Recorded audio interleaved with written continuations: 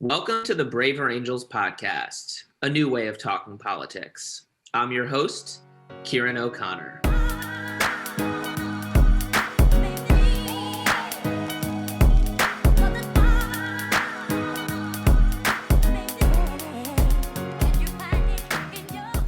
I am joined today by a stellar group of Braver Angels leaders. I'm joined by my illustrious co-host, John Wood Jr., April Lawson, our director of debates, Silas, a leader on the debates team and a passionate blue, and D.Blankenhorn, the president and co-founder of Braver Angels, who we've been wanting to get on the podcast for a long time, and we're thrilled to have join us today for this important discussion. We are gathered here today because we are having a debate on Thursday, which will give our members the opportunity to talk about the issues of voter fraud, voter suppression, and the 2020 election. We've also received a fair amount of pushback from our members, some of whom are concerned that we shouldn't be having this debate and want to better understand why we're having this debate. So in advance of the debate, I wanted to gather the team so we could have an open, frank, and candid discussion, because we too have been wrestling with these issues, and we too want to do internally what we are asking the country to do. So I'll open things up first by going to April, since April, you're the director of debates. What exactly are we going to be talking about on Thursday? And why did we decide to have this conversation? Thank you, Ciaran. And I just want to say that I'm really happy that we're here having this discussion, because I really believe this has been a subject of not insubstantial controversy. In fact, it's probably, it may be the most controversial debate topic we've ever done, as in controversial inside Braver Angels as to whether we should even be talking about it. We've had a lot of topics that are controversial in the nation. But this is the first one where I've received emails from board members saying, I really am not sure we should be doing this, and from rank and file members, and the newsletter has gotten all kinds of responses. We'll talk all about that. But I just think it's really important that we're honest with with the Braver Angels in the nation. And this is the conversation we're having internally. We're just doing it on the podcast so that you can all hear it and be brought into it. And this is the best way we know how to think. So here we go. The reason we're talking about this is that Braver Angels' fundamental job is to rebuild social trust, right? It's to take groups of people in America that can't talk to each other, and whether that's like within a family or elsewhere, and help us come back towards talking to each other. And I have, the debate team has a wide diversity of views on, we have maybe 40 active volunteers, and there are a lot of different people who think a lot of different things in that group. And I have been in conversations with the red side of that, particularly the folks who supported President Trump. And they made really clear that the only way that if we're going to be a serious organization that actually intends to bring the country together and talk to reds and talk to blues and talk to everybody, that we have to talk about the 2020 election. Because people are saying things like RIP USA, it's impossible to engage America right now without acknowledging the fact that a lot of people think that the US government is essentially no longer legitimate because the 2020 election was stolen. And I think it's sort of like race on the left, where if we avoid this, then it just, we can't be a serious organization and expect to engage that group. And so I will also just lift up the fact that according to polls, 70% of Republicans believe the election was stolen. And so this is not a fringe view, contrary to what many blues believe or might like to believe. And so Braver Angels is, and particularly our debates program, takes on the tough issues. That is what we do. And we believe that it's better to have the conversation than it is to avoid it. And so that's what we're going to do. And so this week, we're going to be debating resolved voter fraud is a major problem in US elections. The reason the topic is framed that way, as opposed to just resolved the 2020 election was stolen, is that it's broader and more forward-looking and also more inclusive of blues. So the thought was, if we literally debate resolve the 2020 election was stolen, that limits us to this particular instance and to the particular facts relevant to this election, and just doesn't provide blues with a lot of ground to assert the thing that is actually often most on their minds, which is voter suppression. Not voter fraud, but actually voter suppression. And so there are three positions we're hoping to make space for: that voter fraud is a major problem, and probably that the 2020 election was stolen. People who think that our democracy is doing okay and is functioning well. And then on the left, people who believe that voter fraud is, claims about voter fraud are a part of a strategy to reduce, to like institute measures that actually reduce the ability of particularly lower income and people of color to vote. And so those are the three positions we're trying to make room for. And that's why it's framed this way. And I got to tell you, this is one of the most challenging ones we've ever had. I think that we can do it, though. I actually am totally confident that if we prepare people, which we are, that people will bring their best spirit to it. They will come in good faith, and we will find a way to start from that starting point and walk out closer together rather than further apart. So that's what we're debating and why. Thank you, April. Silas, you are also a leader on the debate team, and I know that you were opposed to having this debate. Can you talk a little bit about why and what those conversations were like? Yeah, thanks. I guess the first thing I want to say, just for people who are listening as a podcast and can't see my face, is that I myself am a person of color. That's a huge part of how I orient towards all politics. It's a huge part of how I came to where I am. I grew up in the 80s and 90s in Texas, and the way I was treated differently than other people because of my race was unambiguous, unvarnished. It wasn't like, subtle. It was like racial slurs in the lunchroom, and threats of violence. And so I feel very personally passionate about this issue. And my career before I got involved with Braver Angels, my whole career had been in educational equity with focus on racial equity in education. And so I hope in this conversation, I can at least give some voice to perspectives of people like myself and people, frankly, for whom this issue is even more personal than myself, who don't just feel like this is an abstract debate, but who feel like this is a debate that, what's hanging in the balance is, voting rights that have been literally under threat since the beginning of this country. And so that's who I am in this conversation, I guess I'll say. And we can get more into that in a bit. And I don't mean to say that I'm the representative of everybody who thinks this way, but just hopefully that there will be a voice in this conversation that thinks that way. The second thing I want to say before I dive in is, I feel awkward in this debate, I'll be honest, because, there's this thing that comes up a lot, and I've experienced it throughout my life, which is if you are a person of color who's passionate about issues of racial equity, that passion often is really off-putting to people who don't feel those issues in their guts in the same way. And very often it can be used as a way of sort of saying, well, oh, that guy, he's exaggerating, he's hyperbolic, he's whatever, And then, the very fact that you feel as passionately as you do, probably because of some of the experiences that you've had, is then part of the reason why you're not taking it seriously. So I'm going to try my best to present the more generally understandable perspective on this, but I won't hide that I feel deeply, deeply passionate about it in a way that is not the same as, I'm a loudmouth on politics. I feel I have a lot of opinions about a lot of things, but this is a little different for me. So I want to say that.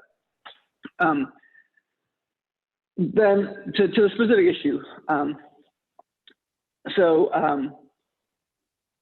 Just for those who don't understand, when people say I'm a leader on the debate team, like April and I are extremely close collaborators. She is the leader of the debate and public discourse team, and I'm kind of become her second in charge, I guess you could say. And yes.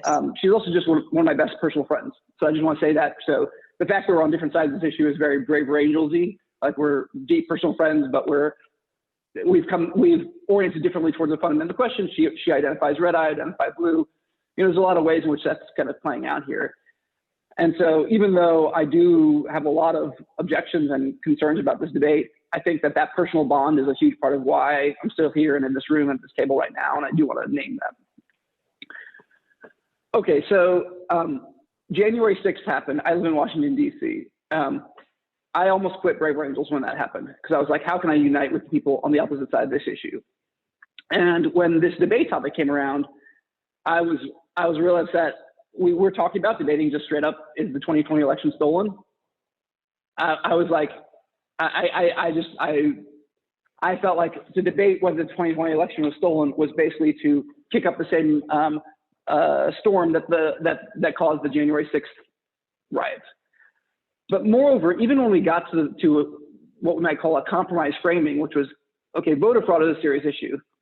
That to me is like 3/4 of the way read as a framing.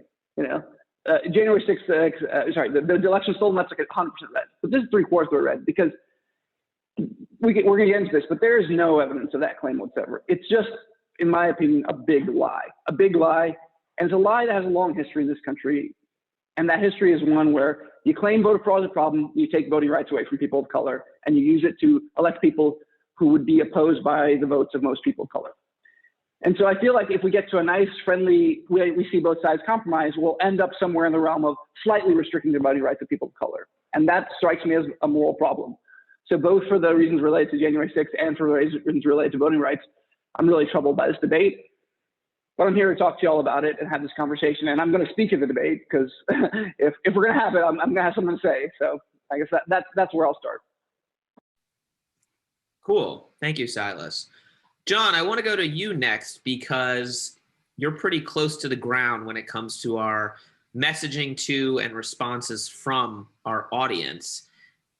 Can you talk a little bit about what the response to the announcement of this debate has been among both red and blue members, how you personally wrestled with that, and how you've taken to responding to folks on email, on social media, et cetera?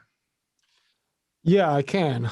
So the responses have come in to, the announcements of the debates. We've sent out a couple of emails announcing, a couple of newsletters announcing it, including one that I just sent out, I guess, literally yesterday, sort of announcing the fact that we were going to have this debate and kind of seeking to anticipate some of the resistance to it and to offer some of our reasoning for doing so, at least as far as far as I would set about to articulate that. And the response has been varied. We've certainly heard from, I think, almost perhaps even unanimously, the response I've received from Reds. And I don't know if all of these Reds think that the election was stolen or not, but I think just about unanimously so far, the response has been not just positive, but grateful from people who felt that, they either, believe that the election was not necessarily legitimate and have been looking for a chance to be heard, to make their voices heard, or just from Reds who feel like this is just a sincere, signal that Braver Angels is actually serious about hearing their voices, whether they themselves think that this is the way the election played out or not.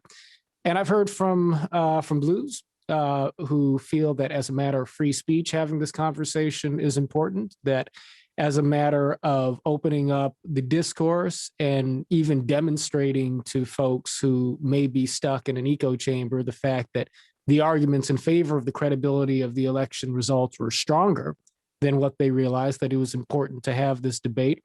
Heard from those folks as well. Now, I think larger percentage of the response that we've gotten so far has been critical, if not outraged. Now, even at that, there's some nuance there. I would say that the critical response to our decision to do this has kind of fallen into two spaces. On the one hand, there are folks who are critical of our decision to do this, not so much because they think that having a conversation around the election in principle is a bad thing, but that if we decide to do this, we have to do this in a certain way, that sources need to be on the table, that moderators need to hold people to account for their positions, that it needs to be sort of structured and regulated in a way to where we really frame this in a manner to where we can educate folks on, what the real facts are surrounding the election.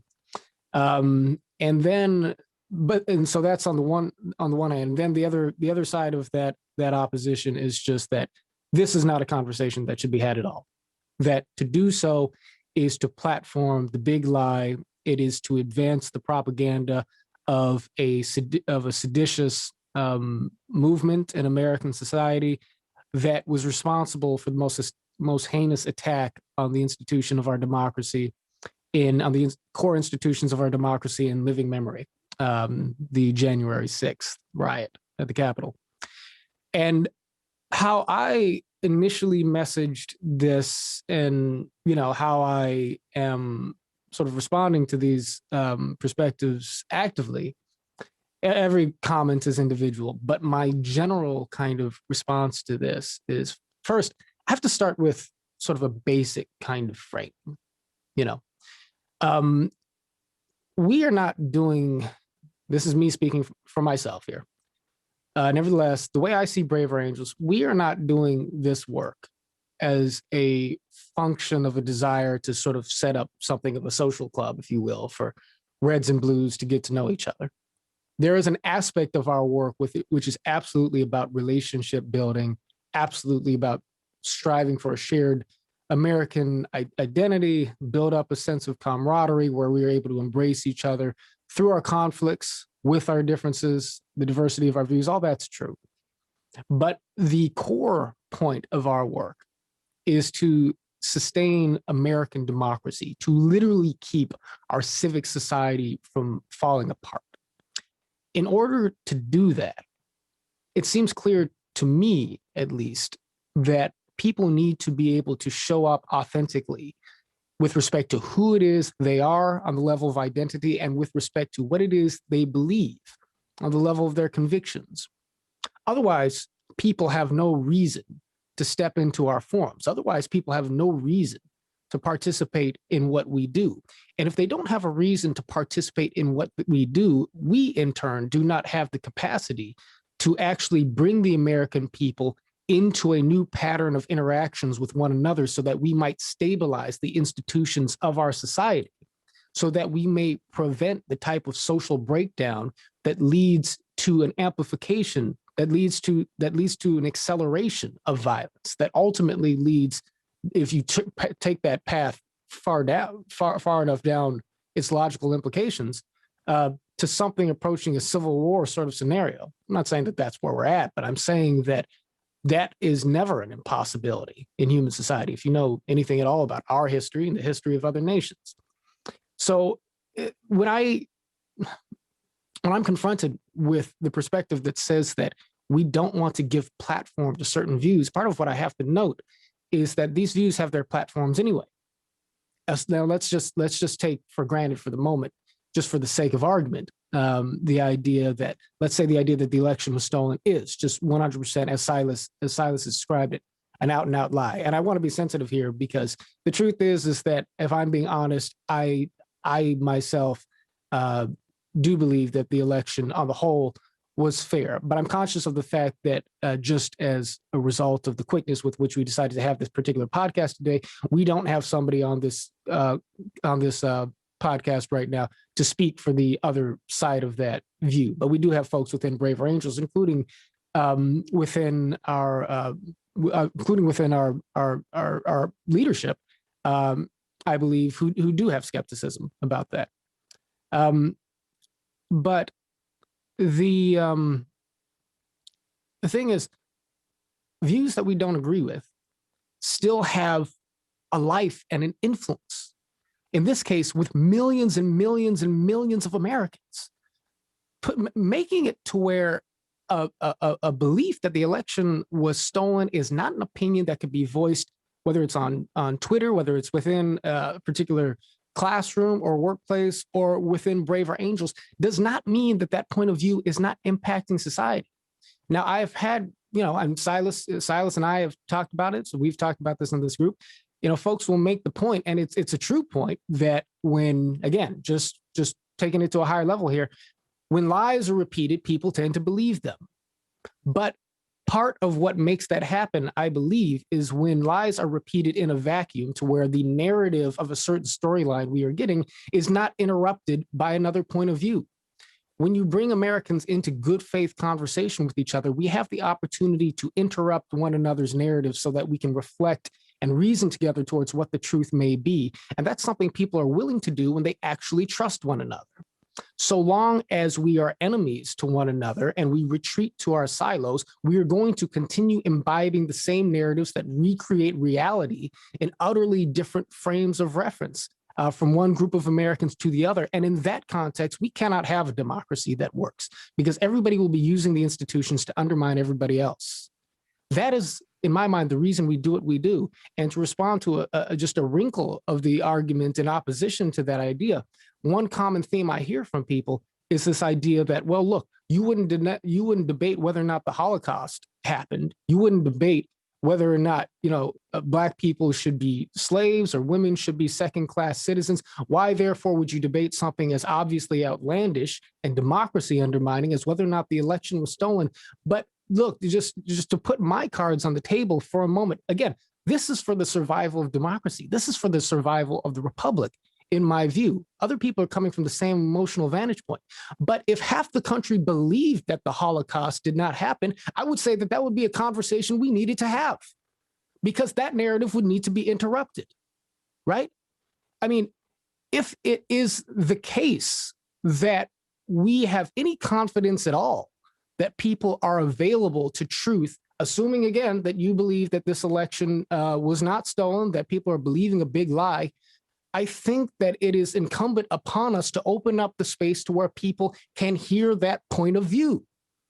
Because what I see people doing is pushing that other point of view out of their own mental space to where they don't have to deal with it, hoping that the powers that be in society are able to suppress it indefinitely to where it's not a problem. I do not believe that will work, ever. And so I got a lot of feeling about this too, because I sympathize so much with where Silas and other folks are coming from in many ways. And on the other hand, we can't have a democracy that works unless everybody has space to be heard. So I'm sorry to go on so long, but yeah. No, thank you, John. David, I want to turn to you. I think in a lot of ways, this debate is sort of a microcosm of the larger debates and discussions that are happening within the country. And so I want to get your perspective as the leader of Braver Angels. How do these issues relate to our larger mission and our vision for how we can depolarize America? Yeah, thanks, Ciaran. I want to say how grateful I am to be a part of this conversation. I appreciate the passion and precision that you all are making these good points.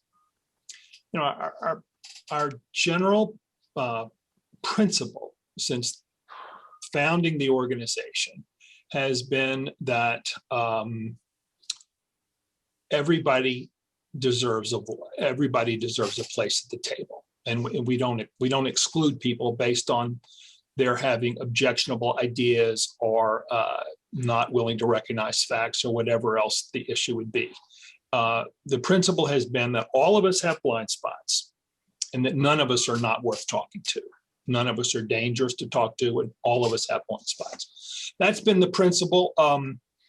We have gotten criticism because this is a hard road to walk. I would say with respect to some of our conservative members who have complained about this kind of thing in the past. An example would be, why are you letting Black Lives Matter people speak at your events, and why are you bringing them? Why are you platforming them? Black Lives Matter is essentially a terrorist organization. If you go to their website and look at their documents, they absolutely condone and support violence to tear down the American government. Why on earth, as a simple matter of decency, would you allow these people to come into your platform and espouse these views? And we said to them, sorry, we're inviting them in. We want them to be a part of the conversation. We had I have plenty of conservative friends and colleagues who would say that the fetus is a child as a factual matter, and that there can be no possible disagreement about this. And that the idea that the unborn fetus is not a child is a blatant lie that is carried out for political purposes by people that are ill-motivated.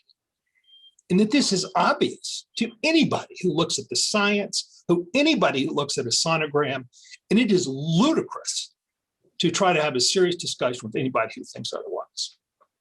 And we said, sorry, it's not the way we're looking at it. We have a different way, which is that anybody who follows our rules, civil conversation is welcome. All the views are welcome. Even if they're crazy as loons, even if they won't recognize a fact, even if they believe horrible things, they're welcome, welcome, welcome. And the reason we say this, have said this, is that here I'll stop. The fundamental crisis we face is one of social trust. And the reason we can't agree about facts, and the reason that we seem to live in different realities, is we don't trust shared sources of information. And so this is just a problem we have to work through. But we're not going to work through it by excluding people or telling them they're crazy or they're stupid or they won't recognize facts. We have to welcome them into a serious conversation. That's the only way we're going to rebuild social trust. Thank you, David. I think I'll stop. Or do you want to? No. Okay. I'm like the preacher. I could preach shorter if I'd had more time to prepare. But I think I'll stop. Silas, I'd be curious to get your response to two things that John said, and I think one of them was just sort of echoed by David. The first is that, look, these narratives have their own platforms. They're going to be out there anyway. If you do believe the election was completely free and fair, and you believe that the claims of voter fraud are being cynically perpetrated to give cover to the voter suppression efforts now underway in Republican-led legislatures across the country, what do you think about John's argument that the way to interrupt those narratives is to have the conversation in a contained space with structure? I'm curious what you think of that argument, because I think that's one of the core cases we've been making. The second thing is the thought experiment about if half the country, or if, I don't know, 50 million Americans believed the Holocaust was a giant conspiracy, that we should have that debate. I'd be curious, those 2 points, how you think about those. Ciaran, those two are really big, and I kind of want to jump on the second one. So can we come back to the first one? Because the second one is where my passion was going. Sure. Okay. Yeah, so as John was talking, as soon as he made the point about the Holocaust, I leapt into the chat box and was like, oh, we got to talk about that. So, and just before I even go any further, I do want to say, I introduced myself for the audience who can't see us. Just for what's worth, for those who don't know John is a black man, the only black man on this call. So I think that's worth naming, because that, and that he disagrees with me. I think that I don't want to make it out like this is all like people of color versus others. And also I just want to say that just from knowing John personally, he skews conservative. He ran as a Republican for Congress, et cetera. But I do know that he has a deep personal commitment to civil rights and his vision of a beloved community. So I don't want to straw man my friend here before I go to viciously attack him. Ready, John? Go for it. All right. Yes, sir. So as to the point about Holocaust denial, if half the country believes Holocaust denial, would we have an obligation to discuss it in order to preserve democracy? I mean, my answer there is so strongly no that I can't tell you. And I'll go further and say, I believe, I don't know for sure, but I believe that there are countries in the world where that actually could be the case. Like, I mean, without getting too much into a totally different topic, within the conflict around Palestinian rights and the situation in Israel, I wouldn't be able to tell you, but I wouldn't be surprised if a huge swath of Palestinians believe that Holocaust denial, for reasons that kind of derive from what happens when groups are set at each other's throats for long enough. They start to believe very, very far removed things about each other. And I think it would be extremely harmful in a community that was full of Palestinians and Israelis. Even, I don't know if Palestinians would, I don't want to speak for Palestinians, but if they believe that, I think it would be extremely harmful for them to debate that question. I think it would be trust, David right, this is all about social trust. It would be completely destructive of the trust from anyone on the Jewish side of the aisle there to debate that question, And so I guess, here's another real life example. We have big email debate among Braver Angels in response to this debate topic, big debate. And I was very heavily on one side. And somebody said, well, hey, we debated defund the police, and there were people who were offended by that. But we take on controversial topics, and it's always framed in this sort of generic language. If we take on controversial topics, if people disagree. And I said, well, with all due respect, defund the police is a policy approach to public safety that you can disagree with, okay?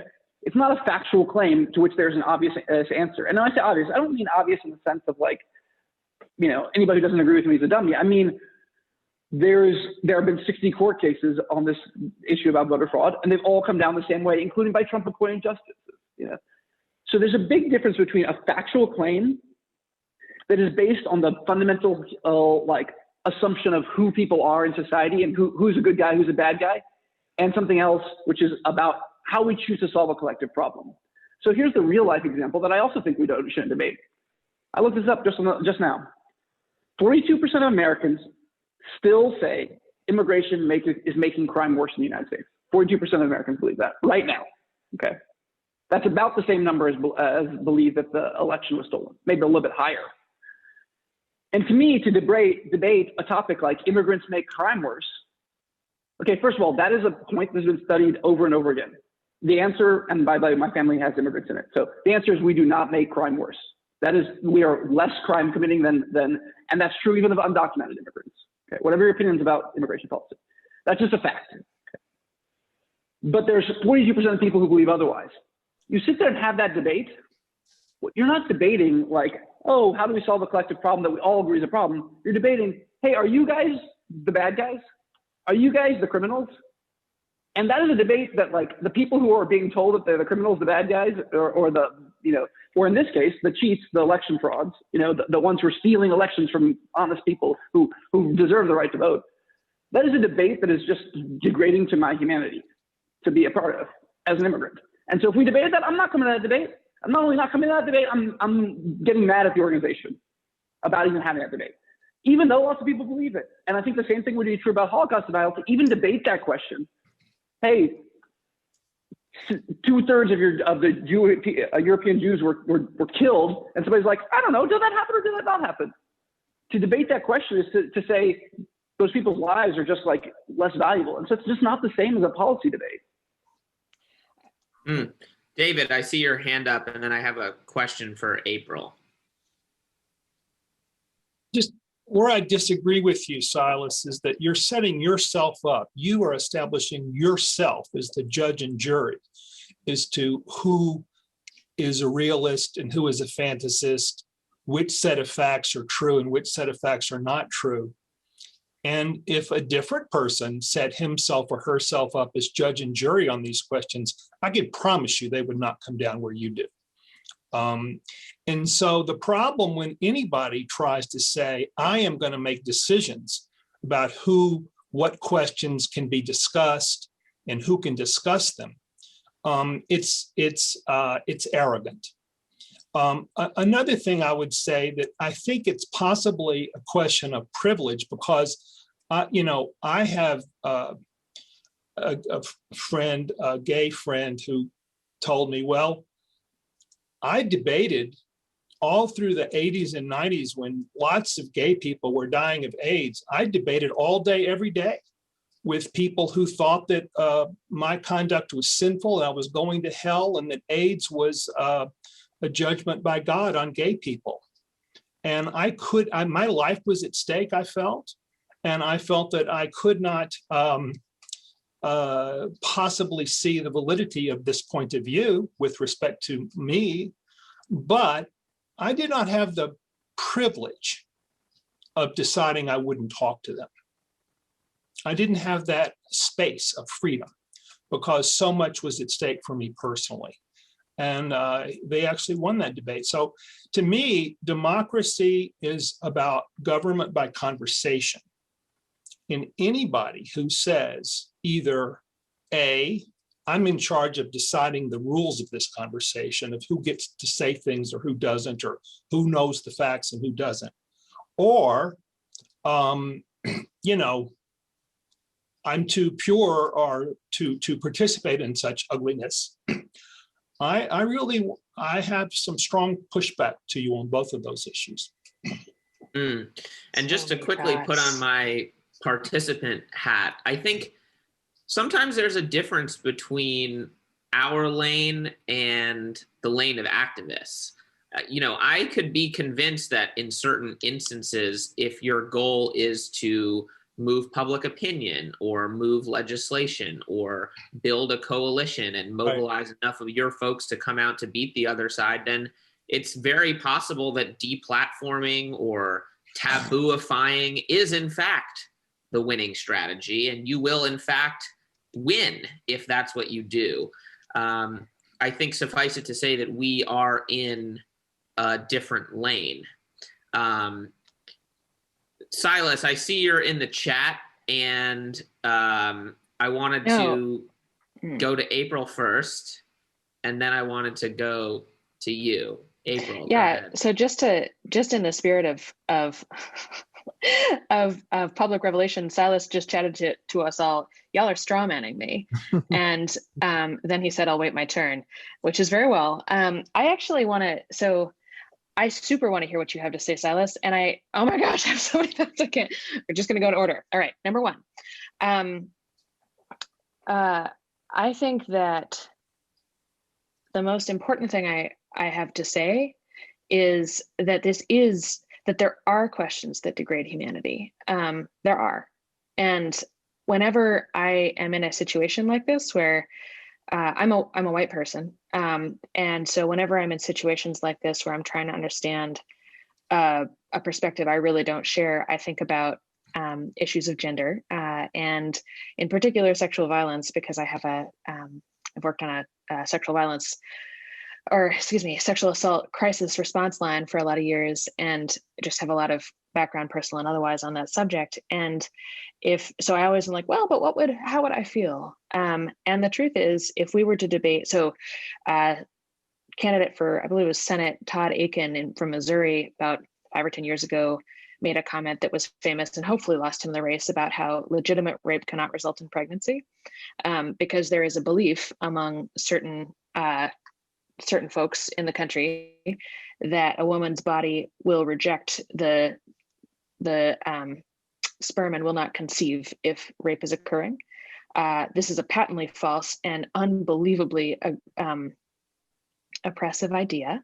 You can hear my passion coming out now. And so if we were to debate that, I think this is not, I just want to affirm. So first, there is humanity, and there is humiliation and degradation and desecration of important things that are at stake. So part of me just wants to acknowledge you, Silas, for being on this call. I think that it's, this sounds a little bit like 4 against 1, and I don't want it to be that, but I also, and I'm trying to do my honest voice rather than my public voice right now, because I think that this is a real question, and that our goal here is not, I think there are different roles, but I think that whether you're an activist or a weaver or a whatever, reconciler, whatever you want to call us, your job is to pursue the good. Your job is to pursue the truth. It's to try to help society move toward what is good and what is true.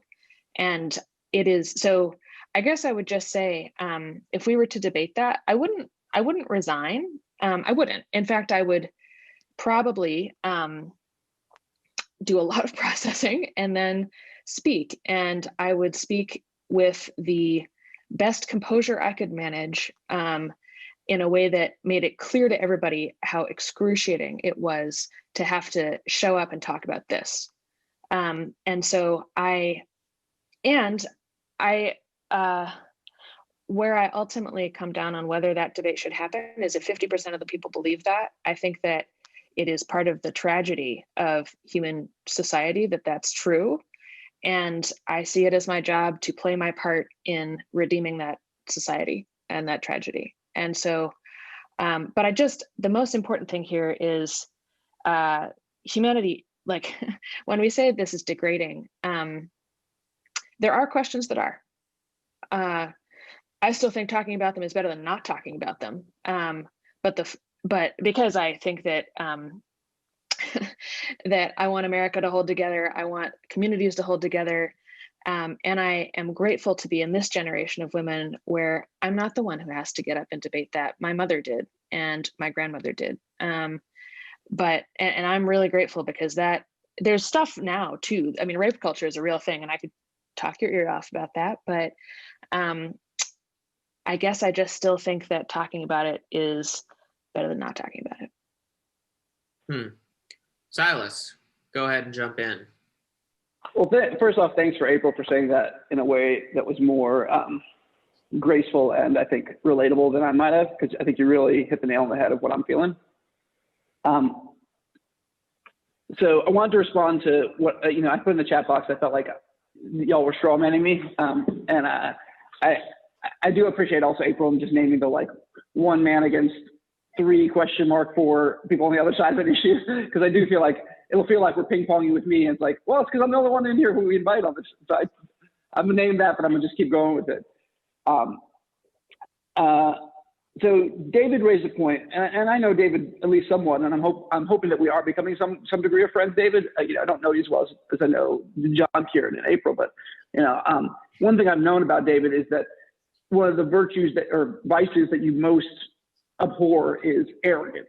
And you use that word in talking about this and saying, when you set yourself up as the arbiter of all facts, you are taking an arrogant position, and that's just somehow that's kind of a vice that's pervasive. Silas, I shouldn't have said that. I appreciate you did actually. I actually appreciate you saying that, even though I wish I could retract it. I shouldn't have called you arrogant.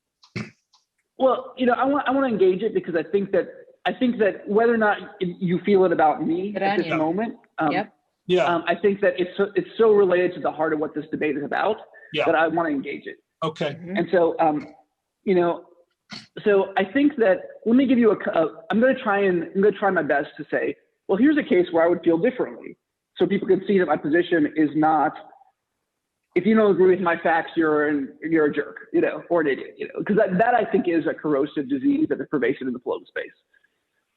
So on the case of climate change, right? For what's worth, I believe in climate change. Okay, I'm not the most passionate climate change activist as I am about racial issues, but I do believe in climate change, and when I say I believe in climate change, I believe in man-made climate change. But if somebody who doesn't believe in climate change, I don't even want to talk to them. There's an existential issue for the planet. It's a settled matter of fact. I'm not even going to talk to them. I think that's a very counterproductive position. I do think that it suffers from a vice of arrogance, which is it doesn't recognize how did you get to the belief that you have. You believe this for a reason. Somebody else believes what they believe for a reason. And one of you is right. I mean, there is an answer to that question. Truth does exist. But not recognizing how I got to where I got to and how you got to where you got to, and thinking about that as a human being and saying, I'm not somehow a morally superior human being that I got to where I got to. Instead, I'm going to reach out to you and help you to see what I've seen and try and see what you've seen and see where things land. I think that is a fundamental moral virtue. But there's this other piece here that I think was the bulk of my argument that I really want to just like clarify and surface. Right. And April really spoke to it well. some debates purport to be about facts, but are actually about who's valuable, who's valid, who's, and so that when April said that thing about rape, like, that's sort of a debate about facts, but really at the heart of it is something else really quite different. And so when I said that, when I gave that example about would we debate whether immigrants increase crime, like, I could pretend for the sake of politeness that it's an open question whether we increase crime, but I'm not going to pretend that, because that's it. Like, I'm not going to say you can't enter this argument because you don't see it that way. Like, I know people believe wrong things for all kinds of reasons, but I'm not going to pretend that it's not a fact, because it is a fact, And so, if for my own sense of dignity, I'm going to speak to. For me to pretend otherwise, to be like, maybe it's a debatable question whether I'm a decent human being. I'm not going to enter any conversation that way, And like, if that makes somebody else mad, like, I'm going to stand here on my own 2 feet, and you can stand there on your own 2 feet, and we can talk to each other. But like, that's different than saying all facts I believe are universally true, as saying, like, I'm not going to put on the table facts that are just degrading to my humanity. That's what I'm saying. But Silas, we would never in any of our forums allow anybody to say that you are not a decent human being or that you are not a person of worth. We would never allow that kind of personal attack against anybody in any of our forums. And that's one of the rules. And so one of the entry level way to participate here, I think what you're saying is that arguing certain questions implies that you are not a full human being. But David, that's exactly the rub. Like, that's exactly it. Is that, so to come back to my example of legitimate rape cannot result in pregnancy, that is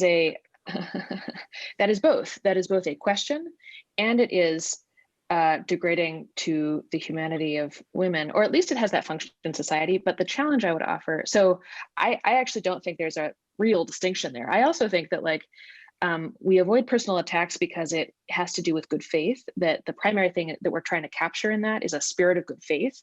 And that's what we're trying to regulate for. And the problem is that people believe in good faith some things that are actually pretty harmful to people, right? What about, so I just want to say, what about the example of the gay leaders who for years debated people who believed what they considered to be horrible things about gay people, and they ended up winning the debate. Right. So that can be, I want to come back to facts. So I think, first of all, I admire them.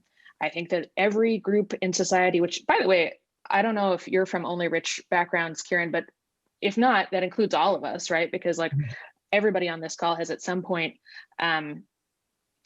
been a member of like a not powerful class. Like we've all won, like that's great, but it's cost us, and it doesn't mean that this stuff isn't degrading to humanity. The question is, Silas, though, it's a good point. Facts, like, so what is a fact, right? And I don't think that it's possible. I don't think we have the luxury of not debating, quote, factual questions. I agree with you. Climate change is a nice dispassionate thing about, I mean, not dispassionate, but it's like, it's not about a human being and their worth. It's about the earth and its worth, or whatever you could say, but like, it's not about human beings and their worth and hierarchy. But I don't think, so in fact, David, I don't mean to criticize you by saying this, but I think that the fact that the way that David just framed that of like an open question versus a personal thing illustrates that we don't have the luxury of differentiating between those things. And so I think that we have to talk about what your identity is and what your information sources are. Define what facts you believe. Those also define the cleavages in society, which are what lead to the oppression that you and I both hate. How can we not debate those, quote, factual questions? Yeah. Can I respond to David's thing about, well, sorry, Ciaran. David made a really important point about this gay rights issue. Okay, so April talked to it to some degree, but I want to talk to it very explicitly and focus on it for a second, because David, you named this really important thing. People who are literally dying of an epidemic got up and argued with people who explicitly and unambiguously said that they were unworthy, worthy of condemnation, sinful, all these kinds of things, and debated for their very right to be treated as human beings, and also to like get medical treatment. Like, I can think of a few higher stakes debates than that, and they eventually won. And so, Ciaran, you said this thing about deplatforming and not giving people a chance to speak, and John said about speaking other platforms. So the thing I don't want to say is I don't want to say there should be no discussions, we should ban speech about the topic. I think that's counterproductive. And more broadly speaking, I've been making a case to a lot of my friends in the social justice left for a while now that the thing that is called cancel culture, which is the effort to deplatform, in many cases is actually counterproductive to our aims. I'm not making the case that it's immoral. I'm saying that it's just counterproductive. We could win better if we didn't engage it that way. Right, right. So I strategically agree with you, David, like that, yes, like, you know, probably it's actually better for people who believe the election was not stolen and that is actually the big lie, people like me.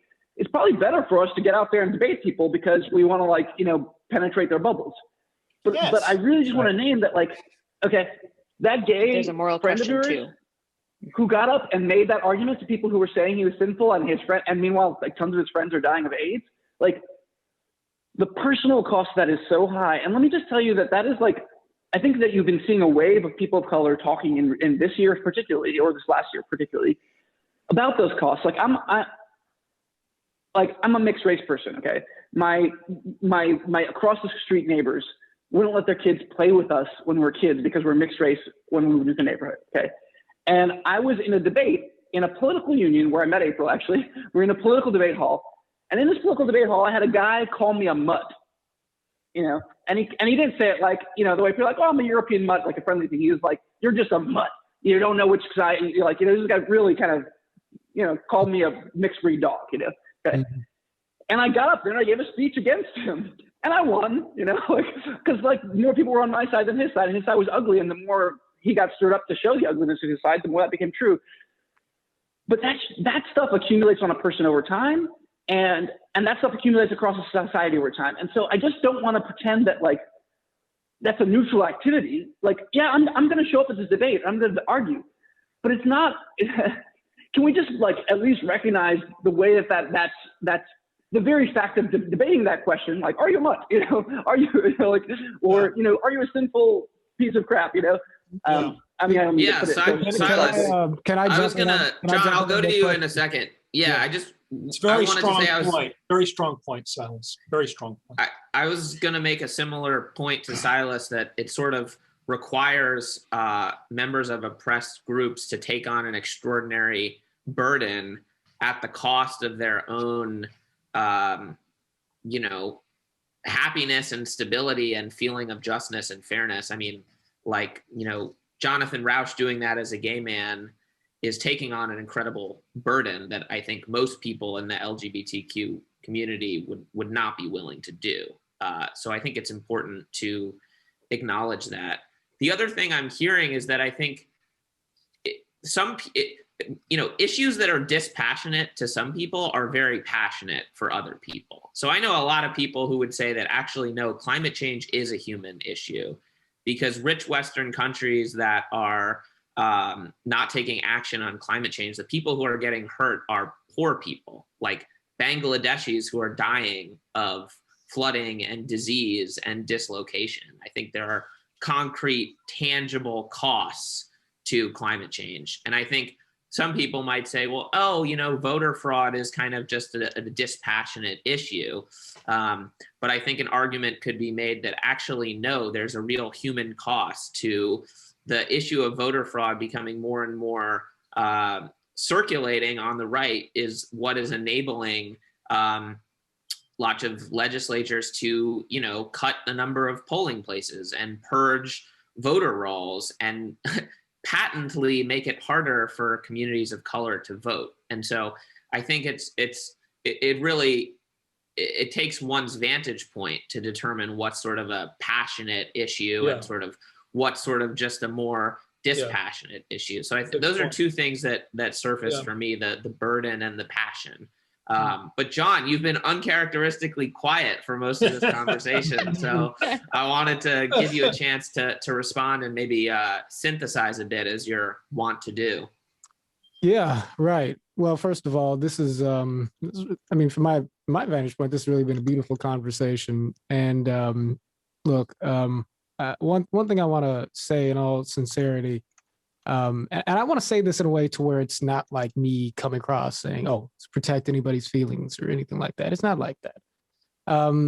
Silas, you know, you have been the role that you've stepped into, in my estimation, within our organization, has been filling a missing space in some respects in the conscience of our organization, that we have needed filled and need to continue to fill and expand, Yeah. but that we have needed a presence in for some time.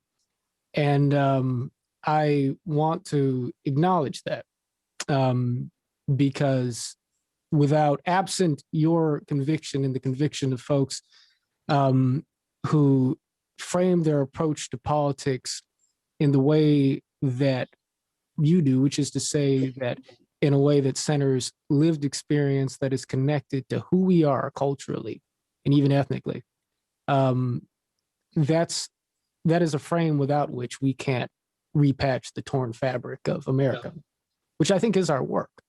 Yeah.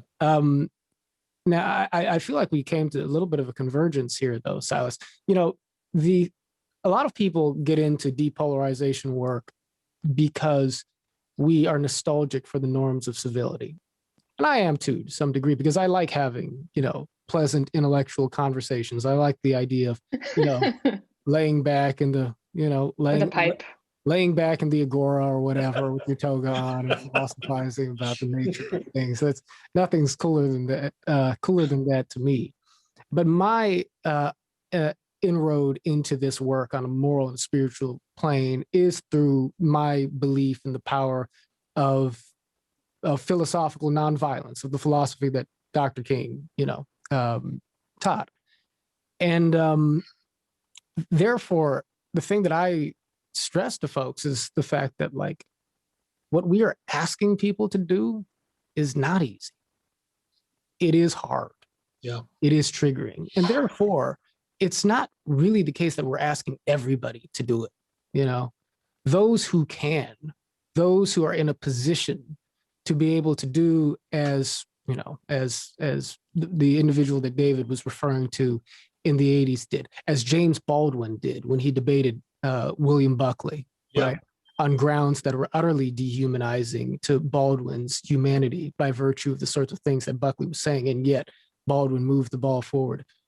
We're asking people to step into that sort of a space, which is emotionally and psychologically challenging, and yet to do so in a way that allows us to pursue some path towards repair. That's kind of why we adopted the name Braver Angels to begin with, was in recognition of that fact, and there's so many things to be balanced in that, the hope that we can speak truth to power, that we can risk, having our own humanity being wounded somewhat, or risk in some cases being wrong and doing so unto somebody else, and yet be able to create a pathway towards some ultimate healing, in the pursuit of truth. In that way, there are risks everywhere you turn with that. The only reason I'm committed to it, man, is because I wonder what American society and democracy will look like 10, 20, 40, 50 years from now. If truth is never really allowed to win out because we never have the conversation. I don't have a great deal of faith in powerful institutions to simply be able to, and I'm not saying that this is exactly where you're coming from, but I don't have a great deal of faith in powerful institutions to simply be able to marginalize, dangerous views in perpetuity. And I'm not even just talking with respect to how you feel about the election. I just mean in general. And, if it's possible for us to never have these hard conversations, and for us to still be able to create a society which coheres, where we honor each other, where we can work together to solve issues like climate change and every other political thing, well, then maybe we should do that. Is that likely to be true? I think it takes people like Silas Kulkarni and James Baldwin and Jonathan Rauch and any other number of folks who you can name to step into the ring and to, take the wounds, knowing that it's an investment in tomorrow. So that's just where I come down. Yeah. And yes, Silas in the chat, did I just get compared to James Baldwin? Yeah, you did. You can take that to the bank. I just, I want to say something that I think is an important distinction here. So I think that part of what we've been talking about, and it builds on what you have just named, John, is that there's a strategic interest for oppressed people or people who are going to be dehumanized by a certain question to engage in the conversation anyway. And I do think that strategic interest is there. Also, I just want to correct something I said earlier. I am grateful to be in this generation of women because my mother's generation is the one that actually had to debate mostly, except, I mean, I guess in Missouri, they had to debate legitimate rape. But sexual violence and all those issues for women are, and men actually, are incredibly live right now. And I think almost everyone would look at the world differently if they had heard all the things I've heard on those hotline calls. So I don't want to pretend that that's over. The thing I want to say, though, is that this is not, I'm a lot more interested in moral questions than I am in strategic questions. And I think that I would say something sort of strong, which is that I think there is a moral value and perhaps obligation to engage these questions, no matter who you are, although, of course, I would not ask everyone in every context to do so at every time. And I'm going to give an anecdote that explains why. I think so some people have said, well, Braver Angels has to choose. Either you get to cater to people who support President Trump, or you get to cater to the social justice left and people of color. And I have to tell you, I refuse to make that choice. Right. I refuse to live in an organization where that is the way it's framed, because right. If that's the framing, we are like doomed. And I just have to believe, and in fact, I couldn't do this job if I didn't believe that there is another alternative. And so I'm going to illustrate this with a vignette that also, I think there are probably a lot of Reds listening to this call who are saying, that's how I feel. What are you talking about? I feel like my views are not welcome. And just to be fair, like, actually, there's a lot of censorship that's going on social media right now, in my opinion, of Reds for saying things, some of which are offensive, but some of which are just conservative. And so I don't, this is a sin wherever it shows up. Not to say that it's equivalent, but it's a sin across the board. And so here's why I think we should talk anyway. I once did an article on, so I went to Yale, and Yale a few years ago was the seat of a controversy around cancel culture and around language. And the source of it was that it was Halloween, and a professor had sent around, there had been a university-wide email about how you should not dress up in costumes that were culturally appropriating or otherwise racially offensive. And there was the wife of a then termed master, like the person who runs the residence hall, the dorm, sent around an email to her dorm saying, is it possible that we should allow students to decide what is offensive and appropriate, and just like let them have that judgment? And she and her husband were shouted down, literally. And eventually, I guess they resigned, but I'm not sure that it was so gentle. And the Christakises were their names. And I talked to an African-American pastor there about that and said, you are counseling lots of young people who are walking into this fray, into this dehumanizing conversation, and saying, and you, what do you tell them? And he said, they come in saying all these things. They come in saying, I cannot do this. I cannot go back out there and talk to those people. I just will crumble. And what he said to them was, okay, come here, come to our community, come to church, come to the place where you feel at home and rest. And then go back out there. And I asked him, why do you tell them that? And he said, I tell them they're going out there not for God, because, and forgive me, I know some people don't like religious language, but it is part of the language of my heart. Go out there because those are God's children, and you need to honor God and honor the holy in them by talking to them. And that is true no matter what they're doing, or no matter what they're saying, rather. Doing might be a different question. But I would argue that there is actually a some kind of moral obligation towards relationship until it is actually impossible. I think that there are some caveats here. People in abusive relationships should not always go back, yada, yada. There are caveats and conditions, but I think that fundamentally, this is not just a strategic question, it's a moral question about how do we want to live as a society and fundamentally as a community. So that would be my closing argument. I know we're about out of time.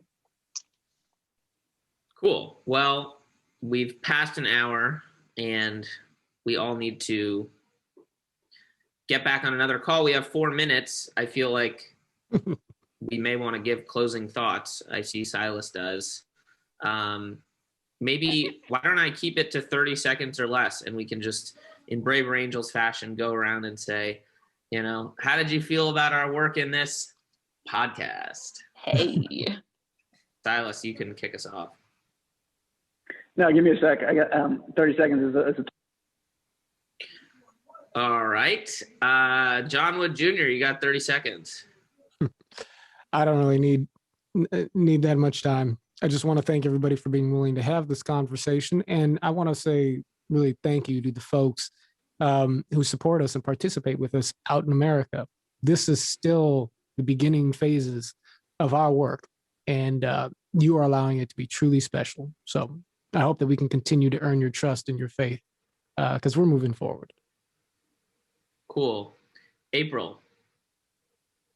I want to say that this is painful, I think, because there are parts of America that are so far apart and have so much to learn from each other and or do so much damage to each other that it's painful. And our job as weavers or reconcilers or whatever is to try to have those truths show up and still stay in relationship. And they never said it would be easy. And so I just, like John, am grateful to everybody who's walking this walk with us. David. I'll give my 30 seconds to Silas as an apology for calling him arrogant. David, you're a good man. I appreciate the 30 seconds. I think my conclusion is, I think there are some questions that are offensive to debate, and I think I'm still going to debate them because I think I need to. And that's a kind of a weird position to land in, but I think that's my punchline. And then the other thing I wanted to say is we didn't really get into the people who are on the other side of this debate. This was 3 people who think we should debate it, and 1 person who didn't think we should debate it, and 1 person who was kind of, in the middle of that. But there's also the people who think it's just true. And so I wanted to conclude with, there's a guy who's going to be speaking on the other side of me on this debate. His name is David Iwinski. And he's a Trump supporting red. He's from a sort of rural exurban part of Pennsylvania. And he's quickly getting to be one of my good friends on the debate team, which is kind of weird and interesting, but we have a lot of strange things in common. And I think and he believes the opposite, we're going to be debating each other in this case. If he and I get to the point where we're debating this in a way that we both have more respect for each other afterwards, I wouldn't even say are closer, but have more respect for each other afterwards. I think Braver Angels is going to succeed as an organization. And I think that if we can get to a place where a large number of people from our 2 respective camps, if you want to put it that way, could be engaging in a way that somehow increases mutual respect, then I think maybe we can succeed as a country. Hear, hear. Cool. And as the mushy ambivalent host, I will say 2 things to close us out. One is a note of gratitude to you all for participating in a conversation that is helpful but uncomfortable. And 2 is a plug to all our listeners. We got a debate coming up Thursday night. It's going to be spicy. 8 p.m. Eastern, 5 p.m. Pacific, Thursday night. It's open to the public. We'll be sending around a Zoom link. It's free. We'd love for folks to come and tell us what you think. And last but not least, if you like the Braver Angels podcast, please subscribe, rate us 5 stars or 0 stars, frankly, if you think that's what we deserve. But give us a rating on whatever podcast platform you desire. And I don't need to remind some folks, but we welcome feedback. We welcome criticism. You can write us at media@braverangels.org. And it is the top of the hour. We have another meeting. I bid you all adieu. I do. Bye, everybody. Bye, guys and gals.